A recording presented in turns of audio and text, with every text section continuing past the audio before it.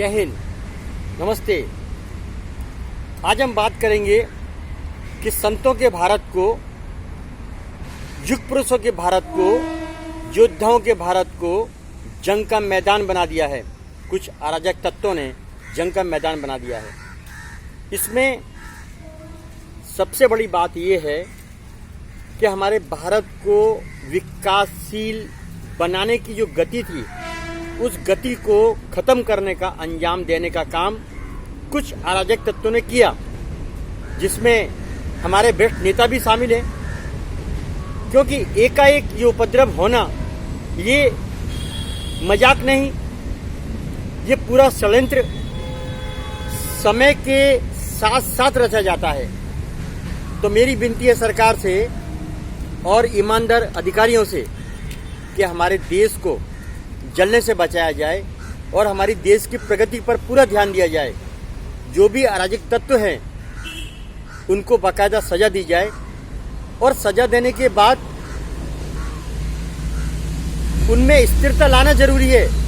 क्योंकि हमारे संविधान के अंदर सिर्फ तारीखें मिलती हैं, तारीख पर तारीख, तारीख पर तारीख, तारीख पर तारीख, लेकिन सुधार फिर भी नहीं आता। बड़ा अफसोस और बड़ा शर्म का विषय है कि हमारा भारत विकासशील होने के साथ साथ योद्धाओं का था। आज ऐसी स्थिति बन चुकी है भारत की कि भारत नशेड़ी हो चुका है और इस नशे के कारोबार के अंदर हमारे भ्रष्ट नेता शामिल हैं। एजेंसियां, कहीं ना कहीं एजेंसियां शामिल हैं और भ्रष्ट नेताओं का इसके अंदर पूरा हाथ है। क्योंकि बहुत जल्दी पैसे वाला बनने में, बहुत जल्दी अय्याशी करने में, बिना मेहनत के पैसा कमाने में, ये सबसे सरल धंधे हैं। कभी भारत में दूध दही की नदियां बहती थी, आज दारू चरस के अड्डे। कभी भारत में गुरुकुल हुआ करते थे, आज डांस बार।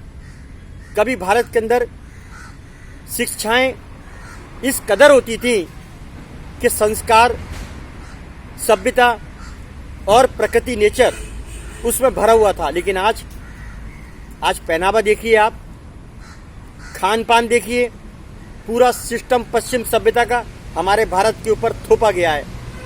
इसमें कहीं ना कहीं हमारे नेताओं का पूरा एजेंडा शामिल है कि उनको अपना पेट भरना है, अपनी पेटियां भरनी है, अपना घर बनना है और फुल अय्याशी करनी है। उन्हें देश की परवाह बिल्कुल नहीं। अगर देश की परवाह होती, अगर ये जमीनी नेता होते, तो सालों से हमारे देश में अशांति पैदा करने वाले लोग शांत होते, अपने कार्य में मगन होते। हर बात में हथियार उठाना, हमारे देश को नुकसान पहुंचाना, अब तक हमारे देश की व्यवस्था क्यों नहीं हो पाई पूरी, इस पर प्रश्न निश्चित एजेंसी के ऊपर तो लगता ही है। और हमारे नेताओं का सबसे बड़ा हाथ, नेताओं के पास पूरी पावर होने के बावजूद भी, जल सेना, थल सेना, वायु सेना होने के बावजूद भी हमारी सुरक्षा भारत के अंदर पूर्णतः नहीं है। ये बड़ा शर्मनाक विषय है। कैसे छूट दी जाती है नाराजगी तत्वों को जो हमारे देश को नुकसान पहुंचाते हैं।